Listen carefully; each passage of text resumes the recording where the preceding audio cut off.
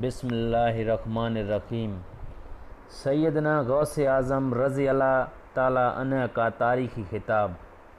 اللہ تعالیٰ کی تقدیر پر اعتراض۔ مذہب کی موت ہے، توحید کی موت ہے تو کل کی موت اور اخلاص کی موت ہے۔ مومن کا دل کیوں اور کیسے کا سوال نہیں کیا کرتا، اس کا اصول تو حکم پر رضامند رہنا اور نفس کی مخالفت کرنا ہے۔ جو شخص نفس کی اصلاح کرنا چاہتا ہے، لازم ہے کہ اس سے جہاد کرے، اسی کی وجہ سے وہ اس کے شر سے محفوظ رہ سکے گا، کیونکہ وہ از سرتا پا شر ہے۔ جب تم اس سے جہاد کر کے کامیاب ہو گئے تو سمجھ لو پھر سرتا سر خیر ہے۔ وہ خدا کی اطاعت میں تمہارے موافقت کرے گا، گناہوں کے ترک کرنے میں تمہارا ہمو ہوگا۔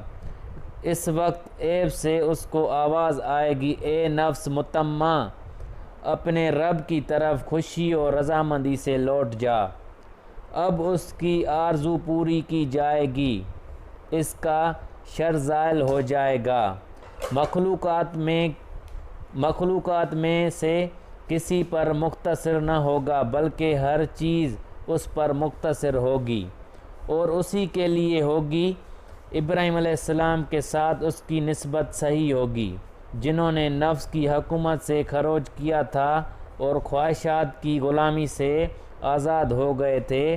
جب ہی تو ان کے قلوب کر سکون حاصل ہوا، ہر مخلوق ان کی اطاعت کے لیے آمادہ ہو گئی، بلکہ ان کی مدد کی طالب ہو گئی۔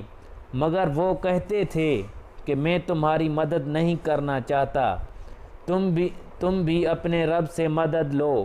کہو کہ میرا رب میرے حال سے واقف ہے، ہم کو کسی سے سوال کی کیا حاجت ہے۔ جب ان کو تو کل صحیح ہو گیا تو کہاں کہ اے آگ ابراہیم پر سرد ہو کر اس کی سلامتی کا سبب بن جائے گا۔ صابر کے لیے دنیا میں بھی اللہ کی مدد بے حساب ہے، آخرت میں بھی اس کی نعمتیں بے حساب ہیں۔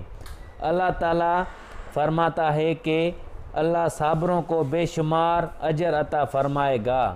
اللہ تعالیٰ پر مخفی نہیں ہوتا کہ اس کے لیے تکلیف اٹھانے والوں نے کیا کیا تکلیفیں اٹھائیں۔